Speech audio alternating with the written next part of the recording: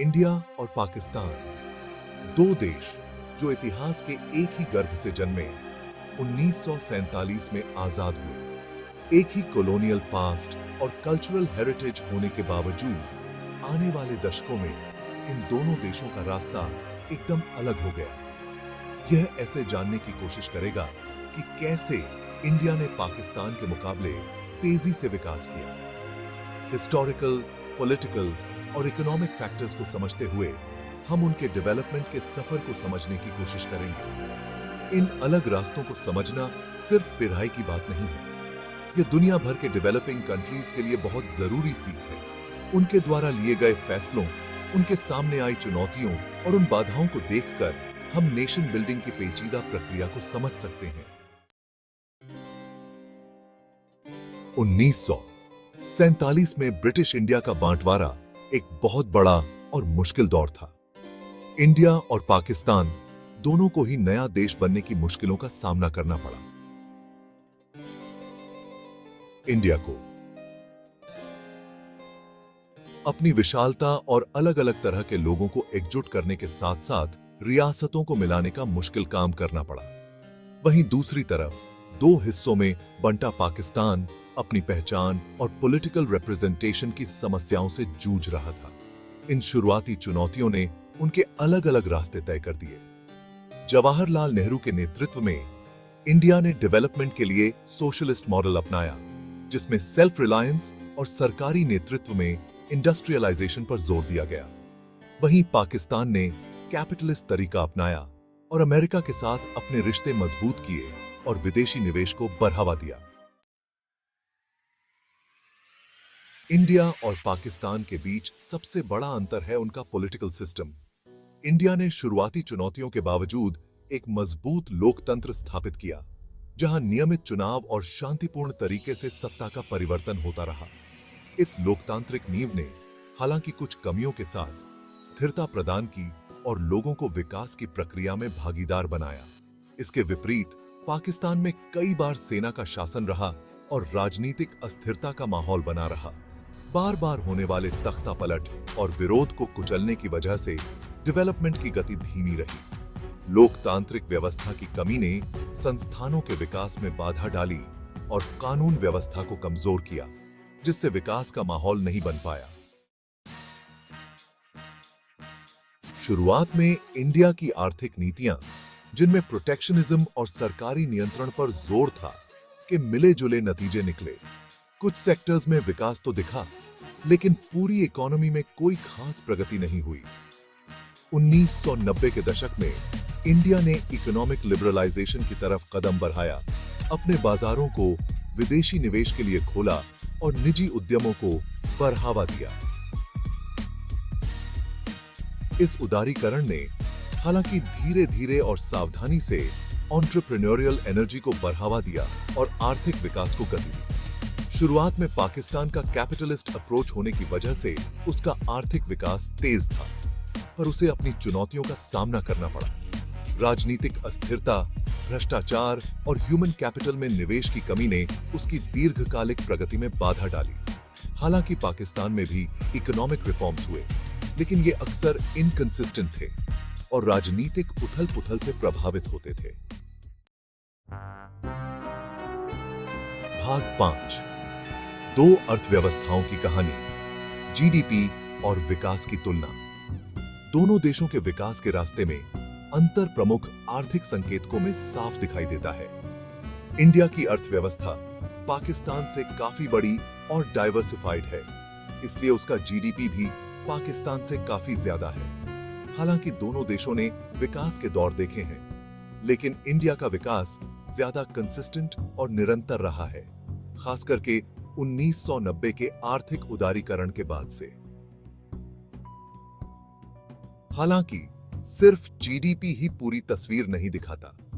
India को आज भी गरीबी और असमानता जैसी चुनौतियों का सामना है। पाकिस्तान भी ऐसी ही चुनौतियों से जूझ रहा है, जहां राजनीतिक अस्थिरता और सुरक्षा संबंधी चिंताएं इन समस्याओं को और बढ़ा देती हैं। इन मुद्दों का समाधान दोनों देशों के लिए एक बड़ी चुनौती है। भाग 6. शिक्षा और स्वास्थ्य सेवा। मानव पूंजी में निवेश। सस्टेनेबल डेवलपमेंट के लिए मानव पूंजी में निवेश बहुत जरूरी है। अपनी चुनौतियों के बावजूद इंडिया ने साक्षरता दर में सुधार और शिक्षा तक पहुंच बढ़ाने में काफी प्रगति की है। हालांकि अलग-अलग राज्यों और सामाजिक समूहों के बीच असमानताएं अभी भी हैं, लेकिन ओवरऑल ट्रेंड एक ज्यादा शिक्षित आबादी की ओर इशारा करता है। पाकिस्तान साक्षरता दर में पीछे है और उसे अपने नागरिकों को अच्छी शिक्षा प्रदान करने में चुनौतियों का सामना करना पड़ रहा है। दोनों देशों में, खास तौर पर ग्रामीण इलाकों में, स्वास्थ्य सेवाओं तक सीमित पहुंच एक और चिंता का विषय है। स्वास्थ्य सेवा के इंफ्रास्ट्रक्चर को बेहतर बनाना और सभी के लिए इसकी पहुंच सुनिश्चित करना एक बड़ी जरूरत है। भाग 7, इंफ्रास्ट्रक्चर और तकनीक। प्रगति की रीआरएच बनाना। मजबूत इंफ्रास्ट्रक्चर और तकनीकी प्रगति आर्थिक विकास के लिए बहुत महत्वपूर्ण है। इंडिया ने इंफ्रास्ट्रक्चर डेवलपमेंट में काफी निवेश किया है, खास तौर पर सड़क, रेलवे और दूरसंचार जैसे क्षेत्रों में। आईटी सेक्टर के विकास ने इंडिया को टेक्नोलॉजी इंडस्ट्री में एक ग्लोबल प्लेयर के रूप में स्थापित किया है। पाकिस्तान ने भी अपने इंफ्रास्ट्रक्चर को बेहतर बनाने के प्रयास किए हैं, लेकिन प्रगति इनकंसिस्टेंट रही है। राजनीतिक अस्थिरता, सुरक्षा संबंधी चिंताएं और निवेश की कमी ने इंफ्रास्ट्रक्चर डेवलपमेंट में बाधा डाली है। पाकिस्तान को अपनी आर्थिक क्षमता का पूरा इस्तेमाल करने के लिए इंफ्रास्ट्रक्चर के अंतर को पाटना बहुत जरूरी है। भाग 8, प्रगति के पथ पर मील के पत्थर। महत्वपूर्ण घटनाएं। कई महत्वपूर्ण घटनाओं ने इंडिया और पाकिस्तान के विकास के रास्ते को आकार दिया है। 1960 के दशक में इंडिया की हरित क्रांति ने उसके कृषि क्षेत्र को बदल दिया, जिससे वह खाद्य उत्पादन में आत्मनिर्भर बन गया। 1990 के दशक के आर्थिक उदारीकरण ने एंटरप्रेन्योरियल एनर्जी को बढ़ावा दिया और आर्थिक विकास को गति दी। दूसरी तरफ पाकिस्तान को राजनीतिक उथल-पुथल और इंडिया के साथ संघर्षों के कारण कई असफलताओं का सामना करना पड़ा। 1971 में पूर्वी पाकिस्तान का अलग होना, जिससे बांग्लादेश का निर्माण हुआ, एक बहुत बड़ा झटका था। इन ऐतिहासिक घटनाओं और उनके लंबे समय तक रहने वाले प्रभावों को संबोधित करना बहुत जरूरी है। भाग 9, आगे की चुनौतियां, असमानता और गरीबी का समाधान। अपनी प्रगति के बावजूद इंडिया और पाकिस्तान दोनों को ही कई बड़ी चुनौतियों का सामना करना पड़ रहा है।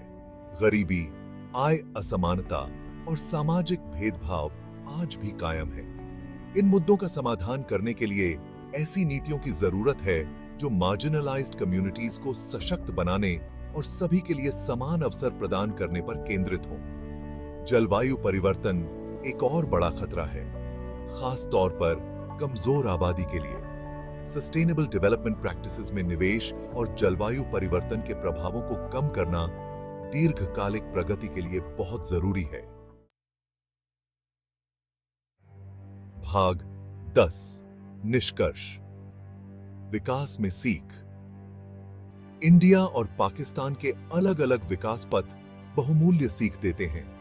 इंडिया का अनुभव लोकतंत्र, राजनीतिक स्थिरता और मानव पूंजी में निरंतर निवेश के महत्व को उजागर करता है। पाकिस्तान का रास्ता अच्छे शासन, सुसंगत आर्थिक नीतियों और आंतरिक संघर्षों को दूर करने की जरूरत को रेखांकित करता है। अंततः विकास का सफर जटिल और बहुआयामी है। सफलता का कोई एक तरीका नहीं है। हालांकि एक दूसरे के अनुभवों से सीखकर इंडिया और पाकिस्तान दोनों एक ऐसे भविष्य की दिशा में काम कर सकते हैं जहां प्रगति साझा हो और समृद्धि सभी को मिले।